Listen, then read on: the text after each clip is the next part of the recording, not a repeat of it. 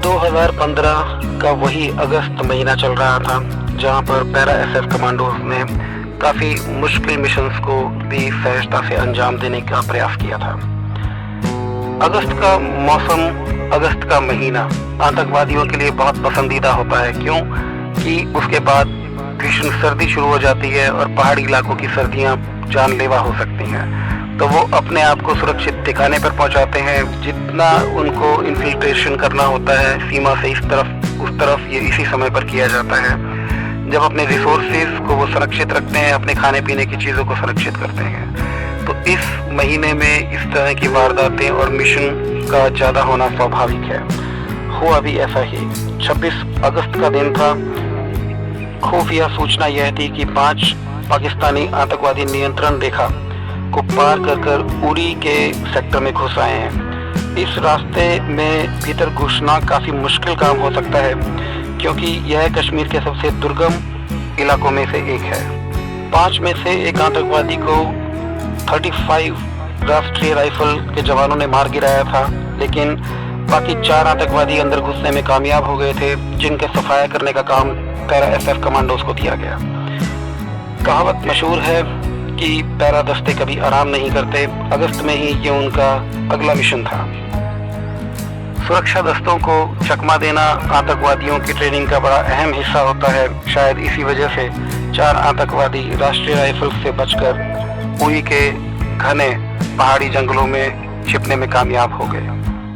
35वीं राष्ट्रीय राइफल्स के team leader ने एक सर्च ड्रोन को भेजा ताकि उन आतंकवादियों को सर्च किया जा सके कि उनकी करंट लोकेशन एंड पोजीशन क्या है और वहां पे उनका तुरंत खात्मा किया जा सके, जिससे वो आगे अपना कोई मिशन कंप्लीट ना कर सके, किसी लोगों को नुकसान ना पहुंचा सके।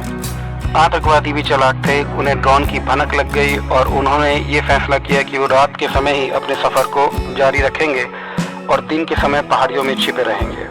ड्रोन लगातार उनकी पोजीशंस को देख रहा था और उसी रात ड्रोन को एक स्पष्ट चित्र मिला जिसमें उसने आतंकवादियों की करंट पोजीशंस को देख लिया और उसे लोकेट करके जो राष्ट्रीय राइफल के लीडर थे उनको जानकारी मिली कि इस समय उनकी पुख्ता पोजीशन क्या है। आतंकवादियों की जानकारी से पहले ही तकरीबन 1 घंटा पहले पैरा एसएफ के यूनिट हेडक्वार्टर में एक खबर आई जिसमें गोस्वामी का भी नाम था। उन 12 लोगों में जिन्हें वार्निंग ऑर्डर जारी किया गया था, उन्हें अगले मिशन के लिए इमीडिएटली जाने के लिए तैयार रहने का निर्देश था। सुबह तकरीबन 7 बजे तक सेना का ध्रुव हेलीकॉप्टर 12 कमांडोज को लेकर उधमपुर से रवाना हो गया उरी सेक्टर की तरफ, जिसमें लांस नायक गोस्वामी और मेजर कुमार भी शामिल थे जो पिछले मिशन में साथ रह चुके थे और जो एक दूसरे से काफ़ी अच्छी तरह वाकिफ हो चुके थे ऑपरेशन खुर्रम के बाद। इस नए ऑपरेशन को जो ये अंजाम दिया जा रहा था, इसका नाम था ऑपरेशन लिदर पंजाल।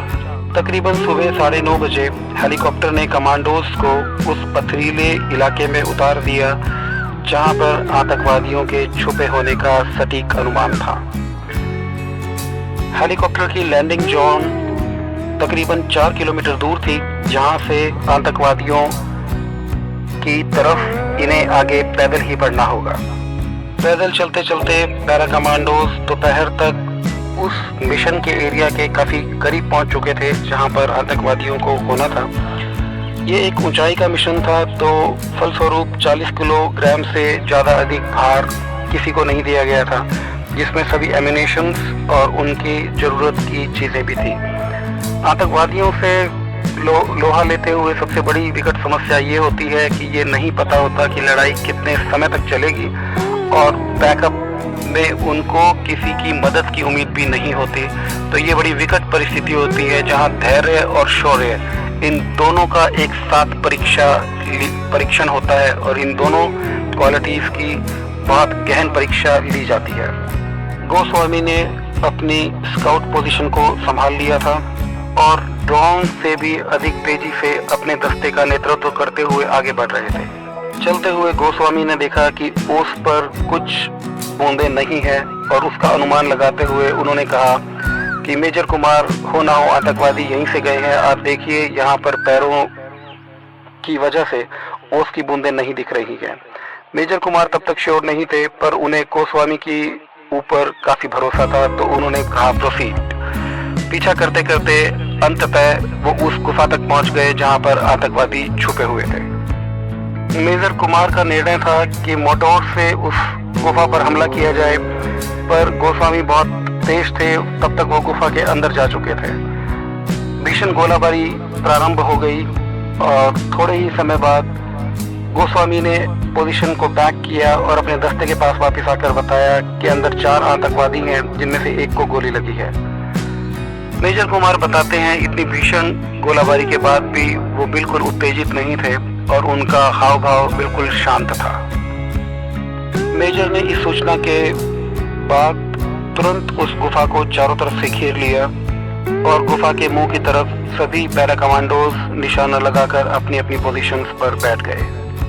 रात हो गई, अंधेरा घना होता जा रहा था, इसीलिए गुफा की तरफ 2 ग्रेनेड लॉन्च करने का आदेश दिया गया।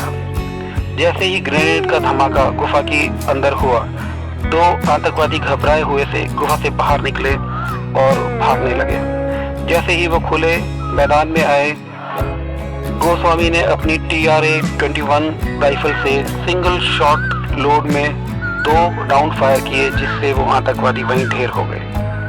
मेजर कुमार बताते हैं ऐसे हालात में जवान आमतौर पर अपने हथियारों से इस तरह गोलाबारी करते हैं कि एक शॉट में बहुत सारे छर्रे छितर जाएं और दुश्मन को भागने का मौका ना मिले। लेकिन गोस्वामी इतने प्रतिबद्ध और इतने श्योर थे अपने निशाने के लिए कि उन्होंने सिर्फ 2 आतंकवादियों के लिए 2 राउंड फायर किए थे। रात भर इंतजार करने के बाद सुबह हो चुकी थी, इस उम्मीद में कि शायद आतंकवादी भागने की कोशिश करेंगे, लेकिन आतंकवादी गुफा से बाहर नहीं निकले। अंततः अब कमांडोज की बारी थी और उन्हें गुफा में जाना था। गोस्वामी अपनी स्काउट पोजीशन पे सबसे आगे लीड कर रहे थे और उन्होंने गुफा में प्रवेश किया, अंधाधुंध फायर करते हुए। इस मुठभेड़ में एक और आतंकवादी मारा गया। अब चौथे आतंकवादी की बारी थी, लेकिन वो पत्थर के काफी नीचे छुपा हुआ था। उसकी पोजीशन ऐसी थी कि वो हमला करे तो दूसरे को सीधा गोली लग सकती है।